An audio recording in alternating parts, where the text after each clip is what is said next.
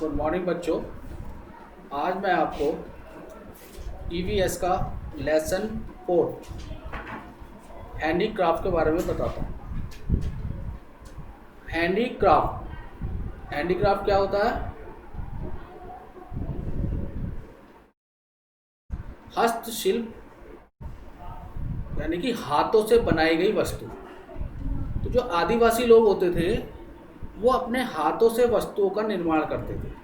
जैसे Adivasi are born artisan and craftsman and produce exactly beautiful handicraft. यानी आदिवासी जो थे वो बचपन से ही, यानी कि जन्म से ही एक शिल्पकार, किसी चीज़ को तराशने वाले, क्राफ्टमैन, किसी चीज़ को बनाने वाले, and produce exactly beautiful handicraft, यानी कि बहुत ही अति सुंदर वस्तुओं का निर्माण कर सकते थे। Cane and bamboo industry of Adivasi of very high standard, यानी कि बेंत और बांस, यानी कि पतली लकड़ी, और बम्बू यानी कि मोटी लकड़ी, यानी कि बेंत और बांस।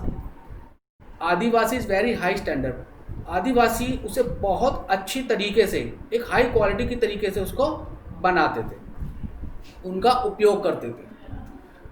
Most of the domestic requirement are made of cane and bamboo, और ज़्यादातर उनको घरेलू चीज़ों की जो आवश्यकताएं होती थी, जो घरेलू वस्तुओं की रिक्वायरमेंट होती थी, are made of cane and bamboo, बेंत और बांस से बहुत आसानी से वो बनाते थे।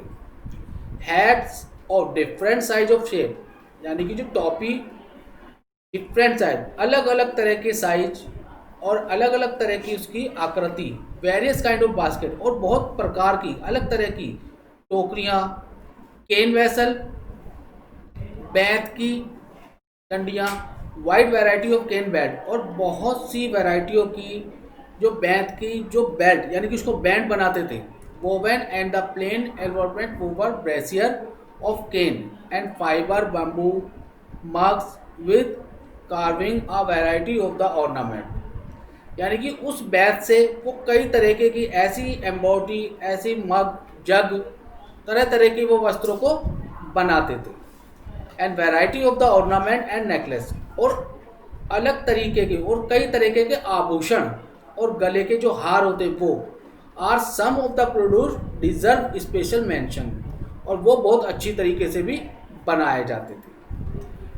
पेपर मेकिंग, स्पीची work, carpentry, pottery and ivory work are other craft practice by this people, और ये लोग पेपर के बनाई हुई चीज़ें, कागज़ की बनाई हुई चीज़ें, कारपेंट्री लकड़ी की बनाई हुई चीज़ें, पॉटरी मिट्टी के बर्तन वगैरह, तो इन सभी चीज़ों को बहुत अच्छी तरीके से प्रैक्टिस करते थे।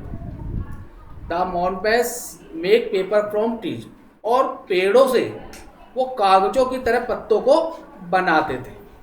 These handmade paper are use for writing religious prayer and hymn, और अपने हाथ के बने हुए पेपर आर यूज राइटिंग, उन पे लिखते थे धार्मिक वस्तुएं, धार्मिक प्रेयर, ये सब वो उसमें लिखते थे।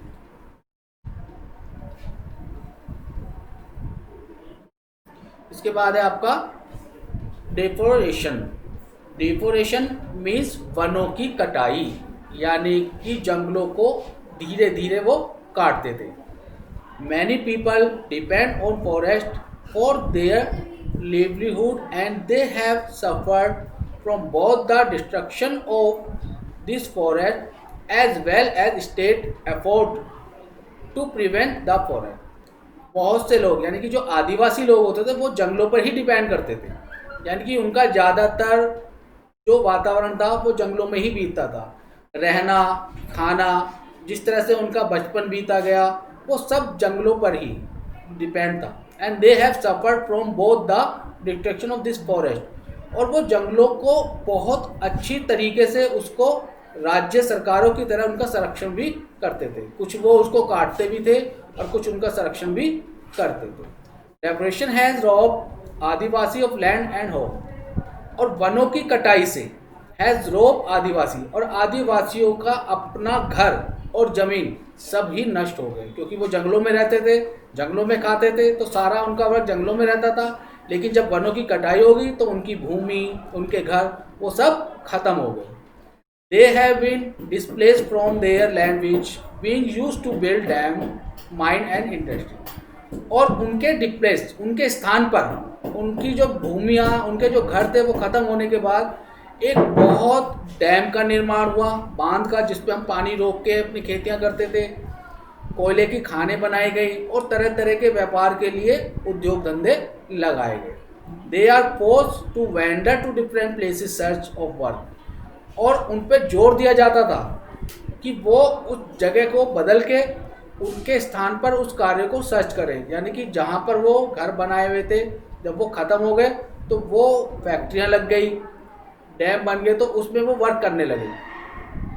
And food due to lack education, और शिक्षाओं का निर्माण हुआ। They are unable to work in city also, लेकिन they are unable to cities also, लेकिन वहाँ पर कार्य करने के लिए असमर्थता हुई। Many of them and working bonded labour, और बहुत से लोग उनमें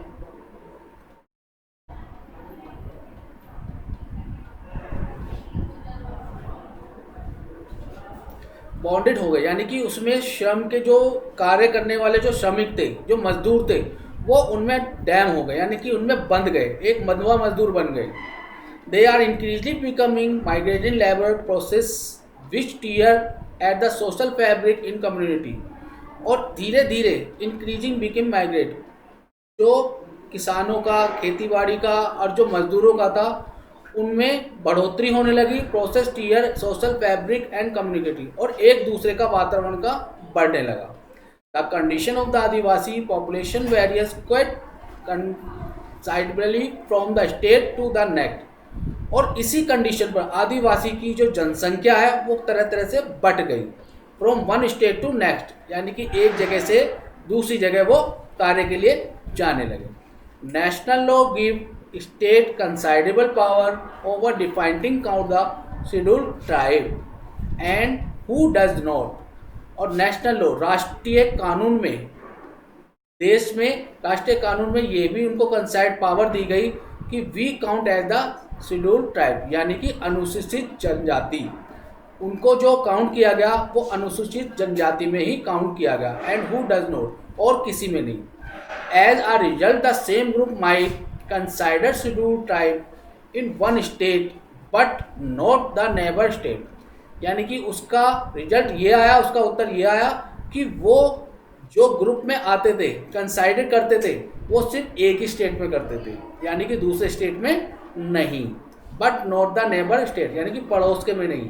अगर वो जहाँ रहते थे तो उन्हें वहीं वो फैसिलिटी मिलती थी, दूसरी जगह नहीं। कंजर्वेशन ऑफ फॉरेस्ट, वनों का संरक्षण। यहाँ पर जैसे वनों की कटाई हुई तो वहाँ पर वनों का संरक्षण, वनों को किस तरह रोका गया, किस तरह उनको बचाया गया।